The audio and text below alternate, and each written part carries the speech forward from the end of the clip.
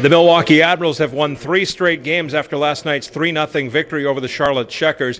Max Gortz, Matt White, and Kevin Fiala scoring the goals for the Admirals. Gortz scoring his early in the second period. It would be all Milwaukee would need as the Admirals pitch back-to-back shutouts for the first time against opponents since January of 2015. Marek Mazanec had a shutout on Sunday over Iowa 2-0, and then Jussi Saros last night with a 26-save shutout in that 3-0 victory. Again, the last time it happened was January of 15. January 9th, 2015 to be exact. Marek Mazanec beat Rockford 1-0, and the next night Magnus Hellberg shut out Charlotte 5-0 in that contest. And the Admirals move on to Grand Rapids. With last night's win, they are in a tie for first place with Rockford in the Central Division of the American Hockey League's Western Conference.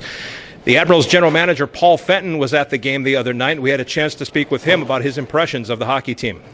What have you liked the most about the Admirals this season? Quite honestly, the way that they play every night, the consistency that we have, the work ethic, you can see the group buys into just the message they're getting from our coaches, and it's really a pleasure to watch. It's kind of a chicken or the egg thing. Are they buying into the message and that's why they're winning, or they're winning so they're buying into the message, right?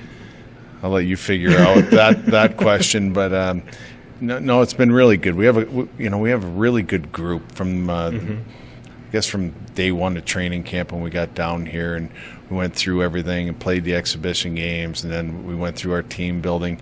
You could just see that there was a special group, and even though we started out slow, I still felt that there was just something there with this team that they were going to get it at some point. And again, you got to give your coaches credit. They're here, they're developing, they're babysitting, they're trying to get the maturity in your younger players, and we have a great mix here with our veterans as well. The maturity in the younger players, specifically, let's talk about a couple of them, because Kevin Fiala's gone leaps and bounds just this season alone, I think, hasn't he?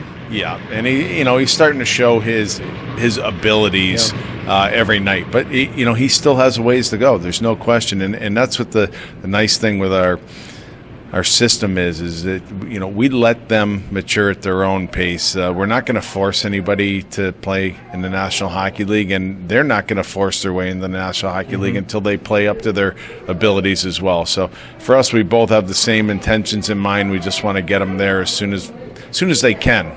That being said, Kevin played 5 games this year for Nashville so far, had a goal in that game. So at the same time, it's nice to see what you have at that point, isn't it? Yes. The talent level is obvious. It's just putting the rest of the pieces together that'll make your coaches, your management happy with the way that he's contributing to the game.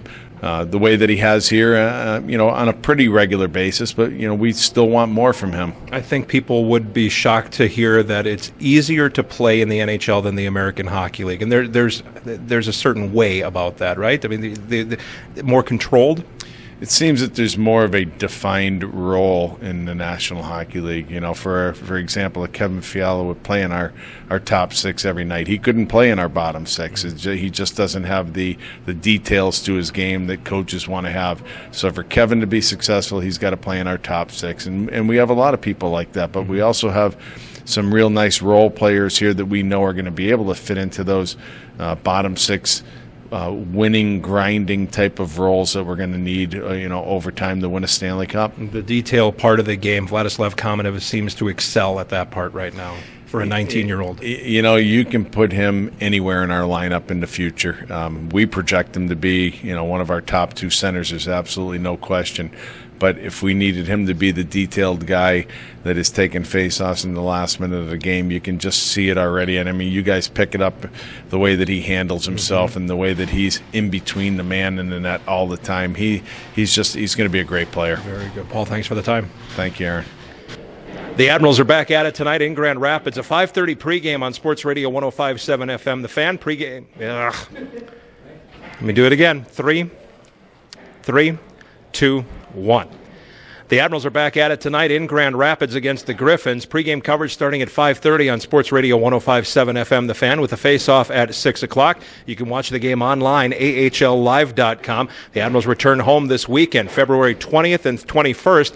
On the Saturday, the 20th game, Rachel Platten performs at a live post-game concert, plus Palermo's will give out plates with Admirals goaltender Yusa Satos. And then on the 21st, Purina Dog Day afternoon, $2 tickets for your dogs. Bring them to the game.